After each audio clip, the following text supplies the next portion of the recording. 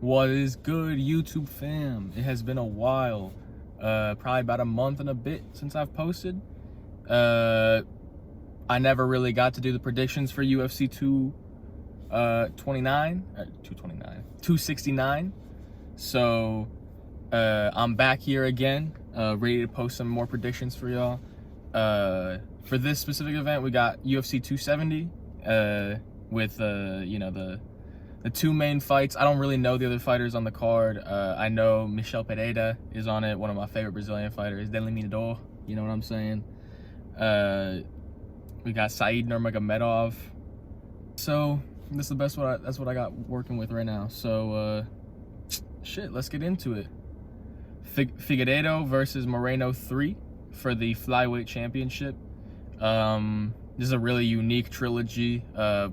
23 trilogies in UFC's history, but this is the only one that has had consecutive fights back to back to back. So it's a pretty unique one, and each fight has been drastically different, and the buildup has been drastically different too. You know, the first one was a short notice fight. Figueiredo was the main event, and Moreno fought just underneath him, and they both verbally agreed to fight again for the championship in 3 weeks' time, and they put on one of the greatest fights, at least a fight of the year candidate of 2020.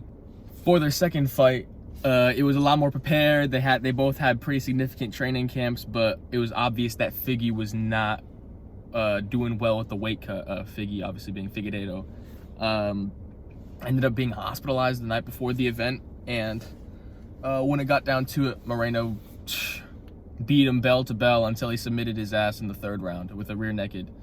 And that's basically where we're at right now. Moreno is holding the belt. Figueiredo is now the challenger, fighting Moreno, and that's the scene set. A bit about both fighters. Brandon Moreno, obviously one of the good guys of the UFC, a great ambassador to the sport, but more on his skill set. You know, he's Mexican born, very technical on the feet, incredible smooth clean combinations on the boxing front, slick submission game, and just slick ground game in general. I mean, to be in flyweight, you kind of have to have these things, but I feel like Moreno is incredibly well-rounded, and obviously his most underrated quality is his durability, you know, and his heart. He's never been finished in a fight ever, neither submitted nor knocked out. All of his losses have been decisions. And he's just an all-around incredible fighter, and he deserves all of the gold, I guess, literally and metaphorically, for winning that belt from Figueiredo. A little bit about Figueiredo. Obviously, he's Brazilian, gotta back my Brazilian boy, but his fight style is a lot more sporadic, a lot more unorthodox than Moreno. Obviously, Moreno comes from a boxing background, and Figueiredo is not from a boxing background. He's worked as a sushi chef, a hairdresser, you name it, and he always had a little bit of wrestling in his back pocket. You know, his brother taught him some things, but his incredible qualities are really just his physical stats. I mean, the dude is an absolute unit for flyweight. Probably walks around 265 out of camp, you know, way above the 125-pound limit. And his presence, his style, his nickname is the God of War, Deus de Guerra, and he really damn is like it. Stalks his opponents, walks them down, throws power shots, clean one shot, elbows, right hands, and he has an incredibly tight guillotine, which he's used to beat at least 2 or 3 of his opponents at this point. And his record is incredible too, 20-2. Moreno's is a little bit less polished, 19-5, I think. Now, to my prediction and my reason behind my prediction. I think for this fight, I'm going to go with, now this is a crazy one, so maybe don't bet on this one. This is kind of like a personal opinion, but I think I have to go with Figueiredo, third round knockout.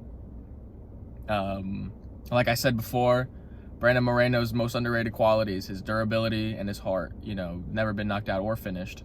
But unfortunately, I think that Figueiredo was I'm a believer that he was off on that night, the night that they fought for the second time, the rematch. I don't think there's a single person in that division who could compete with Figueiredo right now. That's not to say that Moreno is not an incredible fighter, that he's not high caliber, that he's not even the rightful #1 contender, as he should be. But Figueiredo is a physical phenom in that category. And if he comes in on weight, looking good, feeling good, I cannot envision a future in where he does not walk away with the belt wrapped around his waist. I think he will stalk him. I think he will get in close, and I think he'll land a right hand that will put him down. I think he will TKO him or KO him in the third. My official predictions for this fight then is 3rd round knockout for my boy Davison, God of Dios de Guerra, Figueiredo. And now we get into the main event of the evening. We got Francis Ngannou versus Ciryl Gane for the heavyweight championship of the world. What a unique experience to experience the lightest members of the UFC's elite to the heaviest. And what an incredible heavyweight match this is. Arguably one of the greatest of all time, and easily the greatest in my time watching the UFC, because it is such a pick'em, important, decisive event, because these two opponents, Francis Ngannou and Ciryl Gane, mark the beginning of the heavyweight division as we know it, the beginning of the new heavyweight division as we know it, of fast, powerful, athletic heavyweights. No longer the age of Roy Nelsons or the Derek Lewises. These are some real fucking killers. And for different reasons, Francis Ngannou, everyone knows, the one-hitter quitter power in every appendage he has. Pause. Every appendage he has. With Ciryl, we have similar stats, athletic, strong, tall, but he's a Muay Thai specialist. He's an incredible striker, incredible footwork, incredible movement, great distance, knowledge of the ring control.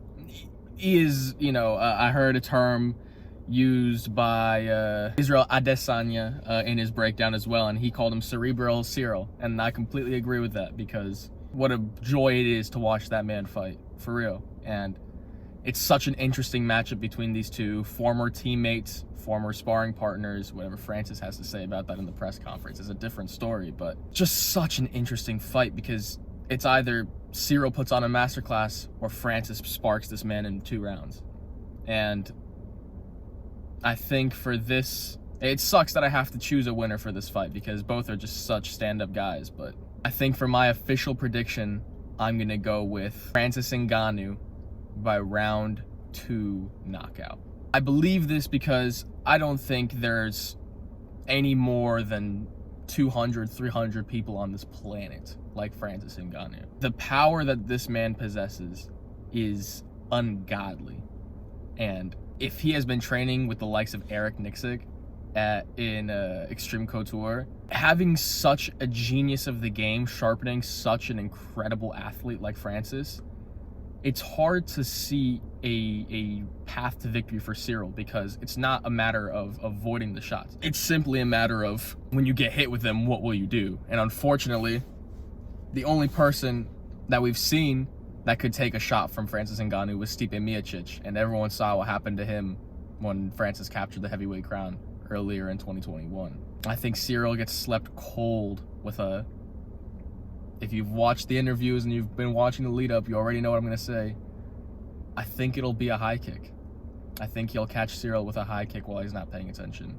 Or maybe in the clinch, he'll hit him with an elbow. I think it will be something unique to Francis. It won't be his hands. And I think that's the moment when we'll realize and recognize Francis as the greatest heavyweight of all time, bar none. And so my official prediction, Francis Ngannou, 2nd round knockout. Most likely a head kick. And so, with that, that's all I got for y'all today. My apologies for not being so consistent as of late. I'm going to try and get back on that. Lots of events coming up, lots of different areas to look at. You got the fights in London coming up in March. You got different fights possibly planned for Brazil, with Oliveira and Gaethje. So stay tuned. I'll keep y'all posted. I'll upload more videos, and hopefully if y'all are messing with it, y'all drop a like and a comment. and hit the sub as well. Thank you guys so much. Have a great day, and love you all. Peace.